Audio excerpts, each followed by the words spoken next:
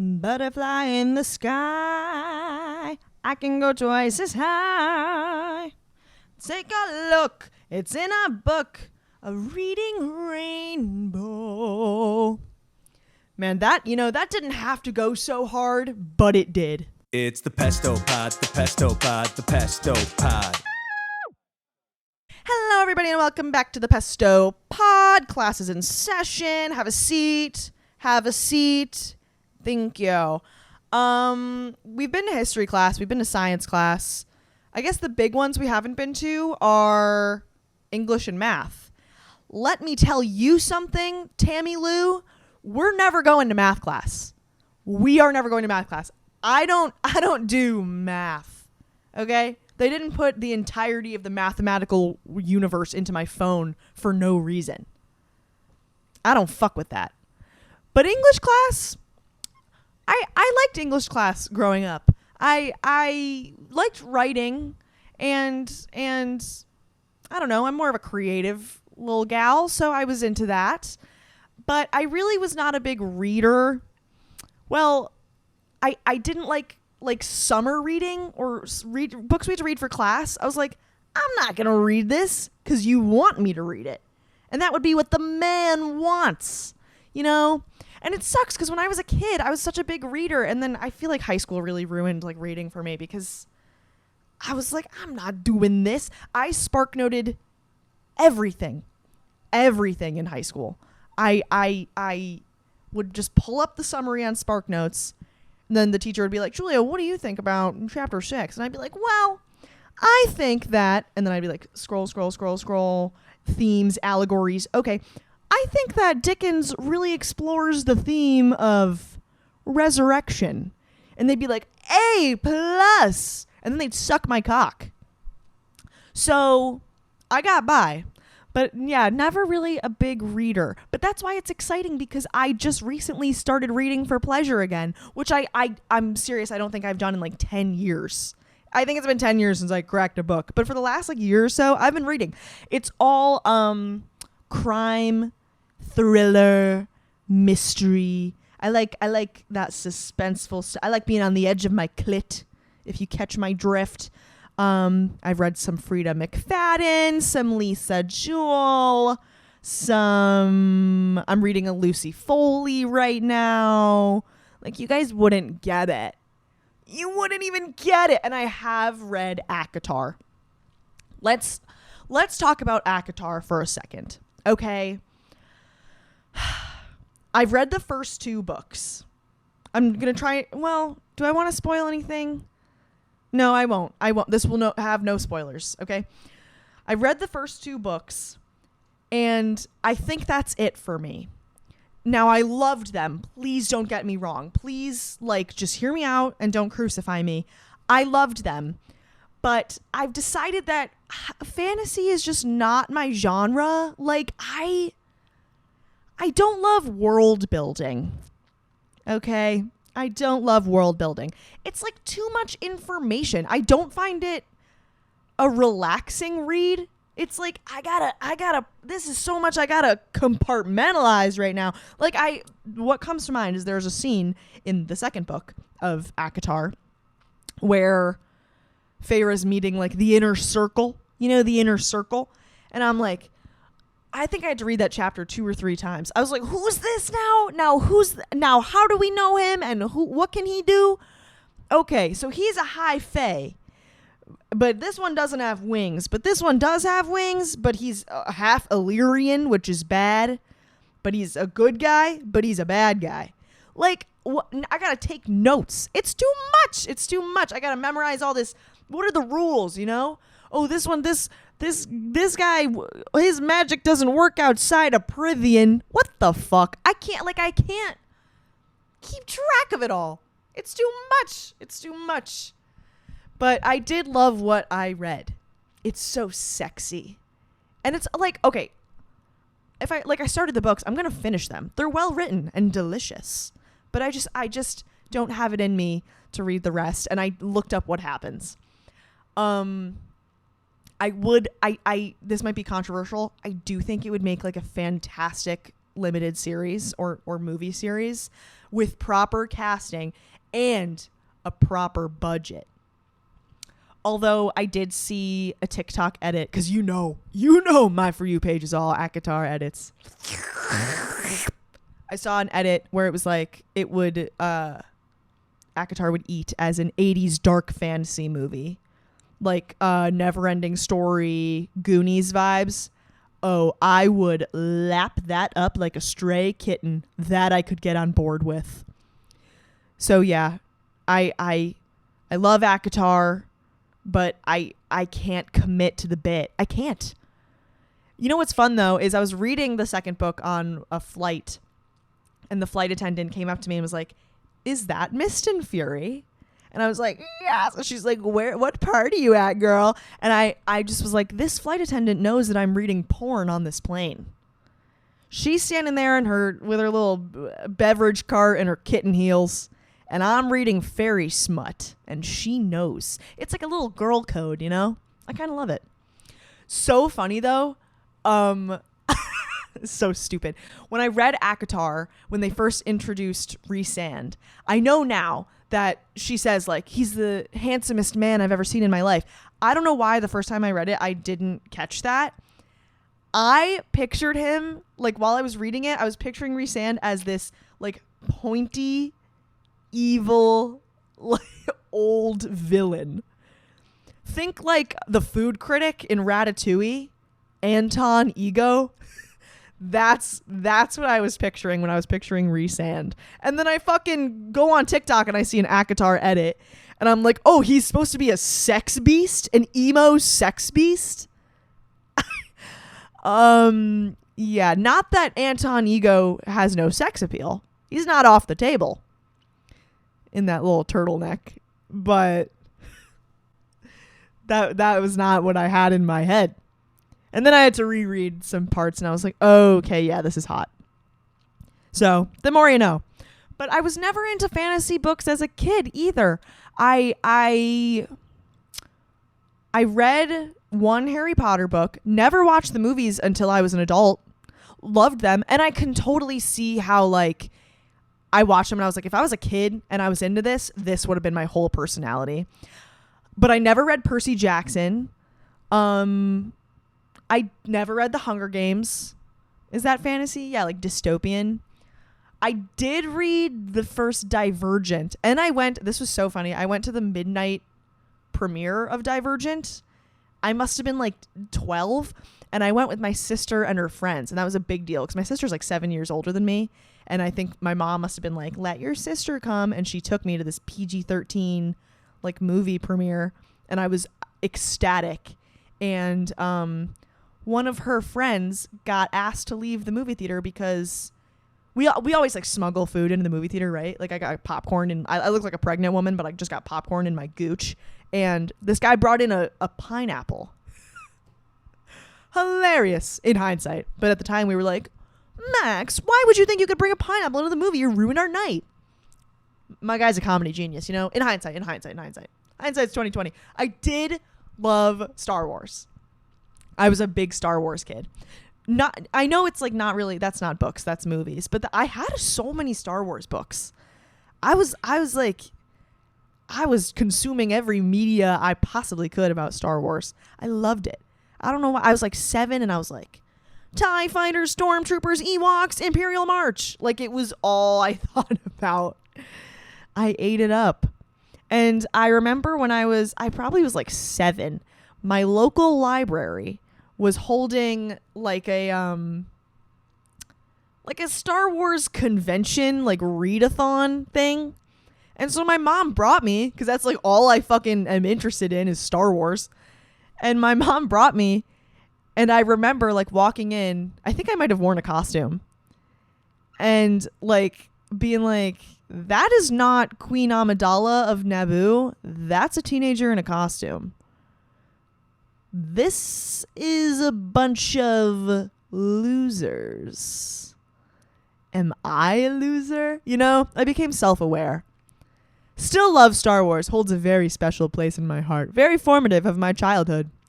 Speaking of formative of my childhood, what I want to talk about today, in English class is quite possibly the greatest contribution to the lives of 2000s kids everywhere.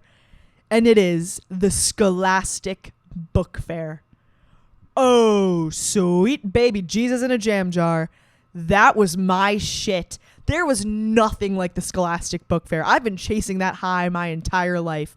They come in, they take over like a classroom or your library or whatever, and you get to get out of class and you walk in, and it is just walls of colorful, eye-catching, childhood-shaping books for a modest price. And then they had little trinkets. They had little doodads, little bookmarks and little fancy pens, and oh, it was the best. And a week before the Scholastic Book Fair, they would show you like the hype video, right? They'd be like, coming next week to your Scholastic Book Fair. And it would be Pinkalicious and fucking Dork Diaries, Diary of a Wimpy Kid, Animorphs.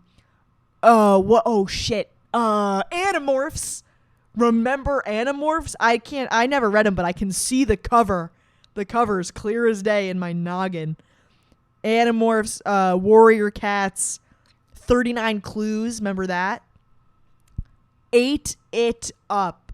I would be like convulsing. It was like crack. I loved it. And then you send a note home to your parents telling them, like, here's when the Scholastic Book Fair is. And they are supposed to send you with cash so that you can actually participate in the book fair.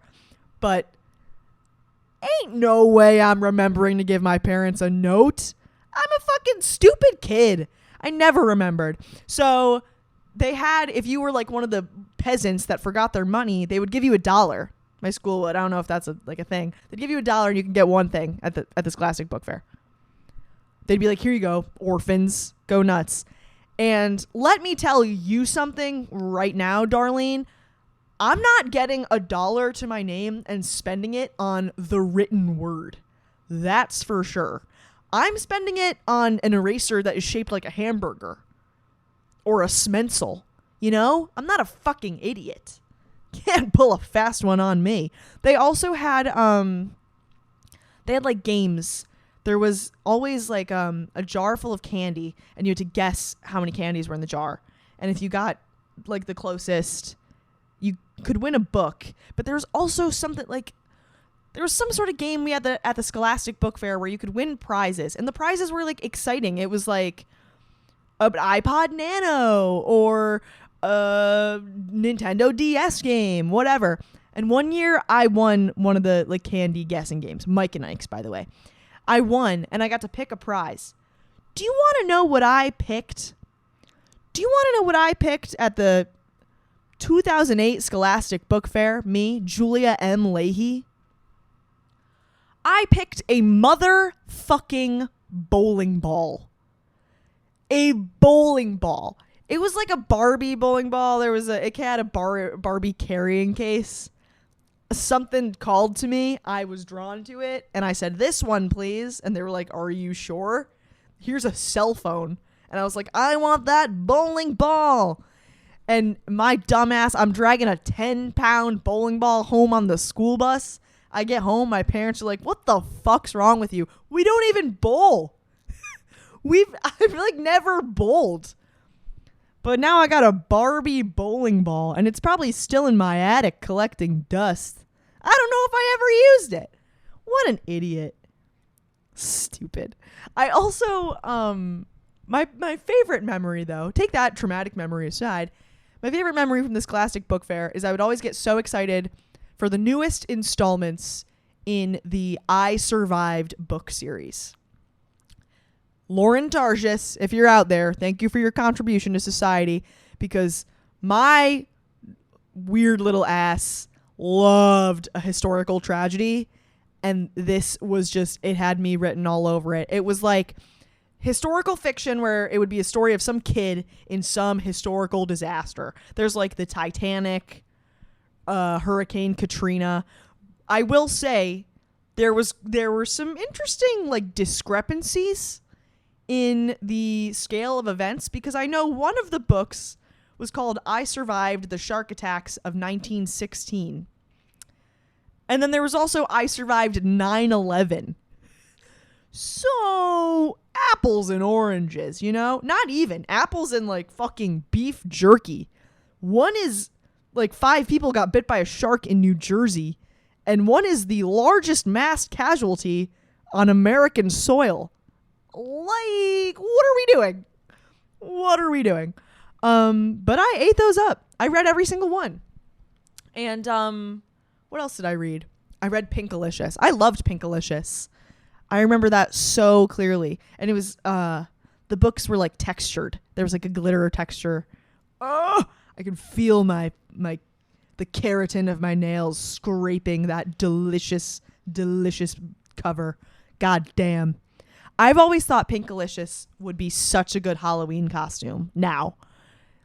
And like, yes, it's a pink dress with a wand and a crown, so it might be like too much like fairy or Glinda vibes, but I've thought this through, so hang on to your horses. Cupcakes. That's like the whole motif in the book, right? She's like eating these pink cupcakes. I think if you dress as Pinkalicious and really embrace the cupcake theme, I want cupcake jewelry. I want like a cupcake purse, cupcake tights. I don't know if that's a thing, but someone like take notes, because that is such a good idea. And if you have a friend, you can be Pinkalicious and Purplicious.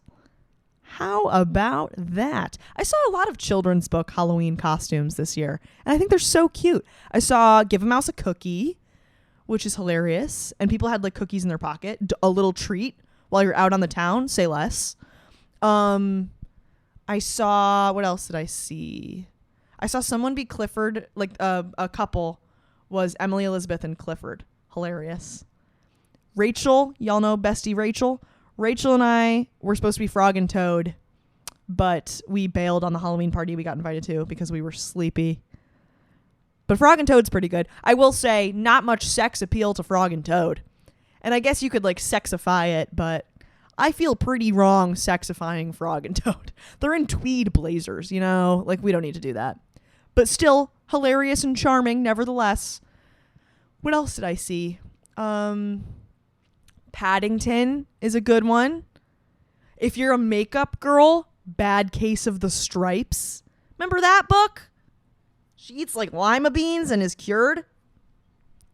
That would be such a good costume if I had like the patience and the money and the time and a place to go. Junie B. Jones, such a good costume. That's a good one.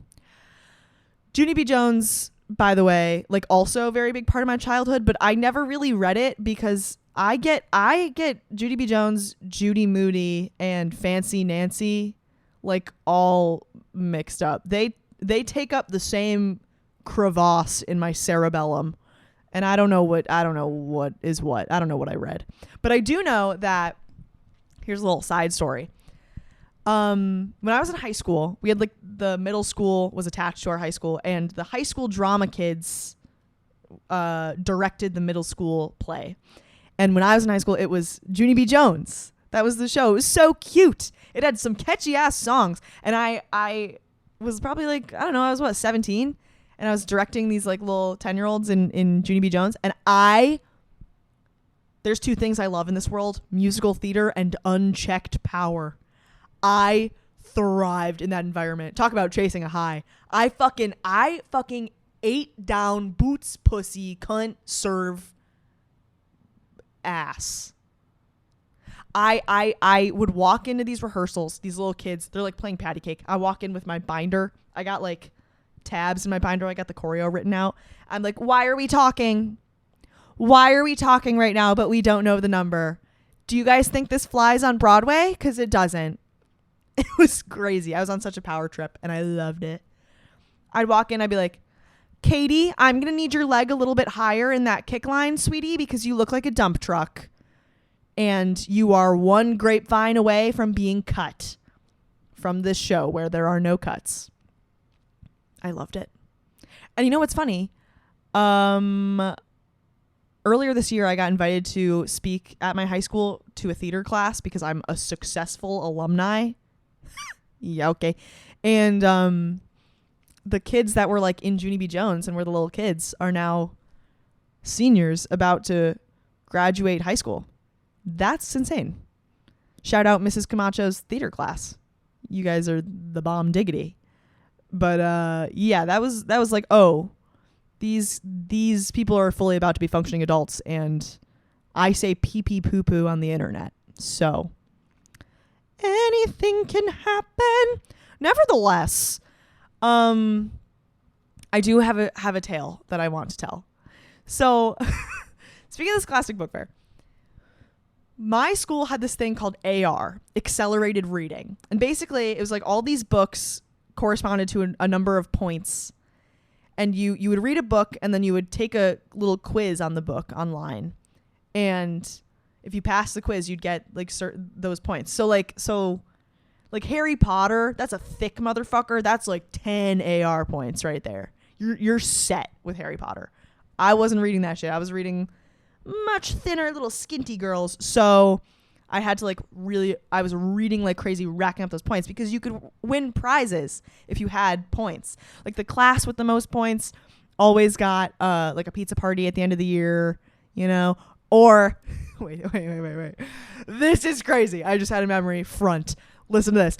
The librarian at my elementary school was like really obsessed with pigs. Like, you know how like middle-aged like hippie women are really into elephants? Like that was this woman, but pigs. She had like sweaters with little pigs on them, and piggy bookmarks and piggy pencils, and the bulletin board was always pigs. She loved pigs. What the fuck? And one of the big prizes was like, if the whole school read 20,000 AR points, she would throw Piggy Palooza. I feel like I'm describing a dream I had once. She would throw Piggy Palooza, which is where she would decorate the whole gym with like pigs. And you got out of class and like had a big dance party for Piggy Palooza. What the fuck? Was that real? Did I hallucinate that?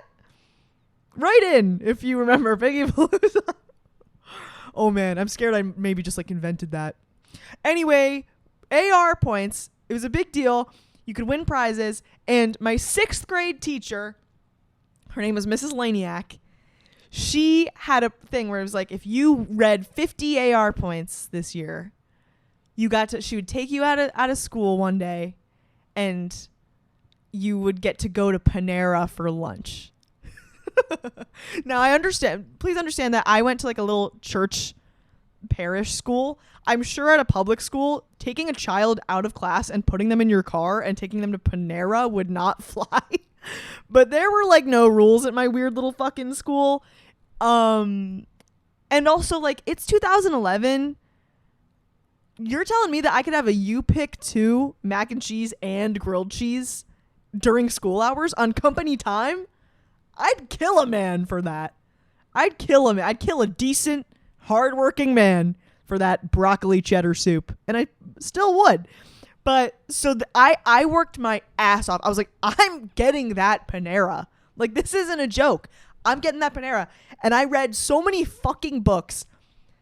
The end of the year rolls around. The date is June 9th. And I know that because it's my birthday. June 9th. Mrs. Laniak is announcing how many points everyone has and who gets to go to Panera with her. And you needed 50 points to go to Panera. I had 48. I had 48 fucking points. And I was like, Mrs. Laniak, you seem like a reasonable woman. It's my birthday. Like, what do we say? I go to Panera, you know? And this woman, this cunt cake supreme, looked at me and was like, no. That wouldn't be fair to the other kids. Mrs. Laniak, you ruined my 11th birthday. I hope you're proud of yourself. I don't know how you sleep at night. I think about it all the time. I mean, now I can just go to Panera, but it would have tasted so much sweeter if I earned that Panera by reading Fly Guy books. You know? Son of a bitch! Another fun little story time is this is also related to the Scholastic Book Fair. And I think I've told this on TikTok before, so you might have heard it. But so there's like the little trinkets, you know, and one year one of the trinkets for sale at the Scholastic Book Fair was this little diary with cats on it. And it had a lock and a key, which was so exciting for us, you know, the peak of technology. So this girl, her name was Julianne. She comes to school. She's got a crisp $5 bill because her parents remembered to give her cash for the Scholastic Book Fair. Okay, little Miss Trust Fund. You know, can't we all be so lucky? So she goes in, buys the cat diary. There's another girl in the class. Her name was Esther. She was strange. Okay, she was horse girl meets youth group energy. Altogether pretty unpleasant to be around. And she wanted that cat diary, but didn't we all? You know. So that day we're at recess. We come back and Julianne's cat diary is missing. Gasp. Mrs. Stedman, our second grade teacher, she's like, okay, team, I'll give you to the end of the day for someone to like fess up and say if they took the cat diary and you won't get in trouble. But if no one comes clean and the end of the day rolls around, I'm going to search your desks. And if I find the cat diary, then you're in big trouble. And she also said she was going to search the girls' desks. And I was like, well, that's not fair. What if some little twink took the cat diary, you know? But I digress. End of the day rolls around. No one has come forward. Tensions are high. Okay. And she starts emptying desks. She dumps them out. There's like books and pencils and papers flying around. It's pandemonium. She gets to Esther's desk. She dumps Esther's desk out. There's no books in Esther's desk. No. All she has in her desk are rocks from outside. She dumps the desk and it's just a pile of rocks. Collecting them for reasons unknown. Rocks. Amidst the pile of rocks, of course, is the cat diary. You know, shiver me timbers. So Mrs. Stedman's like, Esther, I told you to come clean and you didn't, so I have to give you detention. Esther responds by hissing, running into the nearest coat cubby, barricading herself in there and refusing to come out. And Mrs. Stedman had to call her parents to come get her coax her, if you will, out of the coat cubby. So what can we learn from this story? Well, we can learn that if you are strange and a social outcast, you might as well also be a thief because you don't have much to lose. And if you're ever caught red-handed for something, just hiss, because most likely no one's going to want to deal with that. That's what I have to say about that. Any questions? Actually, I did pose a question to the class on my Instagram. Make sure you're following my Instagram in case I have any questions for the class. But I asked what you guys remember from your childhood, your favorite books. What were your favorite books from the Scholastic Book Fair? I got some great answers. Everybody Poops. Truer words have never been said. Magic Treehouse. Hell fucking yeah. I loved that. History mixed with magic and adventure. Yes, please. The Giving Tree, which love, but you know, the portrait of Shel Silverstein on the back of The Giving Tree gave me nightmares. Geronimo Stilton, never read, but would make an amazing Halloween costume. Let's see, what else do we have? Captain Underpants, love. The American Girl Doll puberty book. Yeah, that's not burned in my brain or anything. Specifically when her fucking leg is up on the toilet putting a tampon in. Diary of a Wimpy Kid, obviously. Those were the books for the low IQ kids, but I was right there with y'all. Scary Stories to Tell in the Dark. Remember that? Rainbow Fish. Also probably such a good Halloween costume. Harry Potter, blah, blah. Percy Jackson, blah, blah. Boxcar Kids, blah, blah. Let's see. Series of Unfortunate Events. I don't think I read that. I get it mixed up with something else. Lemony. No, that's the writer. Goosebumps. I get Series of Unfortunate Events mixed up with Goosebumps. One of them has a special on Netflix and the cover is Neil Patrick Harris. So do with that what you will. Rainbow Magic. Rainbow Magic walked so that Winx Club could run. Hello. Click Clack Moo. Cow's the type. How fucking charming. Somebody said Fever 1793. I absolutely read that. Judy Blume, Beverly Cleary, Love. Yeah, these are some good. Oh, Holes. Holes is so good. Holes starring Shia LaBeouf, John Voight, and Sigourney Weaver. Yes, ma'am. These are a lot of repeats. These are so good. You guys are really like unlocking something deep in my brain. Fucking Fever 1793. Fuck you. Because of Winn-Dixie, of course. Anna Sophia Robb, if you know, you know. These are a lot of repeats though. I did read this one book when I was a kid. Okay, wait. Let me get into this for a second. There was this book when I was a kid that I loved. It's called The Word Eater. Please listen to me. It's a crazy concept. The Word Eater. It's about this little worm, like an inchworm, and he's like bullied by all his little inchworm brethren because instead of like leaves and shit, he likes to eat ink. So he eats words. But the thing is, there's a magical component because if he eats a word, whatever that word is will disappear from the earth forever. What a crazy fucking concept for a book. I want to know who took an edible and fucking wrote this book because the worm teams up with a human and they like write, the human like writes words and the worm eats them and then they disappear. And I think the big climax of the book is she writes down the name of her bully's dog and then the worm eats it and the dog, they think the dog ran away, but it's vaporized by a fucking girl and her inchworm. I hear how crazy the words are that are coming out of my mouth, but I need y'all to fucking lock in because it's real. The Word Eater. Look it up. Anyway, to wrap up this week's episode, I think we all need to go back to the time of the Scholastic Book Fair. It's truly a time of joy and love and bliss. Am I wrong?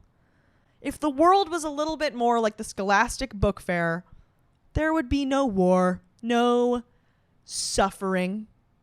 There would only be Captain Underpants and scented highlighters. And I stand by that. I do. That's what I got. Thank you guys so much for locking in this episode. I hope you all crack open a children's book of your choice and, you know, reflect a little bit on how far you've come. God damn it. I will see you next week. And class is dismissed.